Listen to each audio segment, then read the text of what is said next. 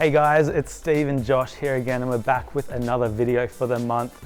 This month we want to talk about a little bit about the sustainability packaging in terms of the pharmaceutical and supplement industry. We do talk quite a bit about the cosmetic and skincare, but then the supplement pharmaceutical industry is in a different niche, and what their goals are at the moment aren't really aligning with the APCO targets and sustainable approach that we expect now as the times are changing. Yeah, and we feel that this is a major part of our business, so we want to communicate that to you guys, give you the best chance to be set up for 2025. Yeah, exactly. So yeah, like I said, at the moment, the protein and supplement industry in particular haven't been really too concerned about sustainable packaging. They've been utilizing a lot of packaging that is just going in landfill and going to be an issue for our future generations. Fair enough. Why don't we run through some of the options that they're packaging their proteins and powders and things like that in now? Yeah, sounds good. Great, off to you. Alrighty, so yeah, well, first off, there's been a lot of, probably more a few years ago, but we are seeing a bit less of it now, is your plastic pails, and Steve, you're going to talk a bit about that. Yeah, so pails were traditionally used for larger bulk packs. They were big, they're heavy, they are recyclable, but they end up most likely in landfill because they're quite heavy, hard for someone to recycle, and so they also have a high carbon footprint because there's so much plastic involved in making a pail, and they're hard for the consumer to carry home. So yeah, that's one thing. Do you want to talk about the bags and pouches? Okay, yeah. Well, let's jump straight in. You do pouches. Yeah, so the next big one is pouches, okay? So this is one that a lot of brands in particular, they think that they're going the more sustainable approach by moving, all their proteins into a pouch.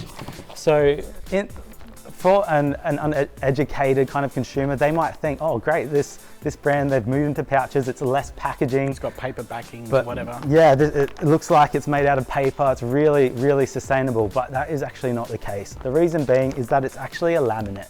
So a laminate is multiple different materials stuck together, which essentially mean there might be craft paper here on the outside, but then the next liner in, there's plastic sheeting and so on. It could be a foil liner, but what that essentially means is that it's going to end up straight into landfill. So recyclers, especially with the now red cycle no longer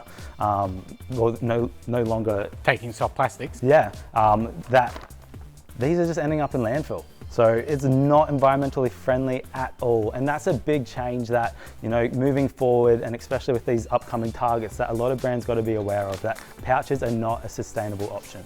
Same thing about cans. So we hear composite cans. So we hear a lot about brands saying, let's put our product into composite cans. Composite cans, you might have seen them with some brands where they're kind of cardboard looking on the outside, foil on the inside to preserve the freshness of the product to make sure it gets to the consumer correctly.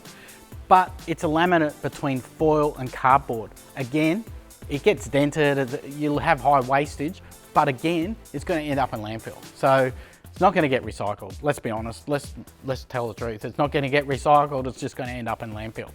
Yeah, that is right. So then you might be thinking, okay, well, what do I use? So Steve, what is there out there that these brands, consumers, manufacturers can use to make sure that their supplement packaging can be sustainable? Yeah, so really the main sustainable option, and people may think, oh, is it really? But it is a wide mouth jar. So it's a plastic jar. Ideally with a 25% at least, or 20% at least recycled plastic component into it, but it is a plastic jar with 25% rPET or PCR component that will allow it to be recycled, meet 2025 targets and everything else. It's probably the best scenario. It can be recycled if our recyclers do it, which we would love our recyclers, if they're watching, to do this. We can make them in clear, you can sleeve them, we can do that. We can make them in colours, that depends on the recycler how they go, but the main thing is adding 20% recycled plastic to your plastic jar to give you the most sustainable option. Yeah, that's exactly right. And guys, it's manufactured locally here as well. Our protein jars, wide mouth jars, smaller jars, tablet bottles, and so on, they're all locally manufactured. And it's not just that, we like to promote rPET as well as because it reduces your carbon footprint. So you're not just looking at the end use of the packaging if it's getting recycled, but also looking at the initial stages before it even becomes a jar, what carbon effect that has, and adding in that rPET into those jars will really lower your carbon footprint. You'll then release a recyclable product into the market that your consumers then put in their standard curbside bins to be recycled. Great.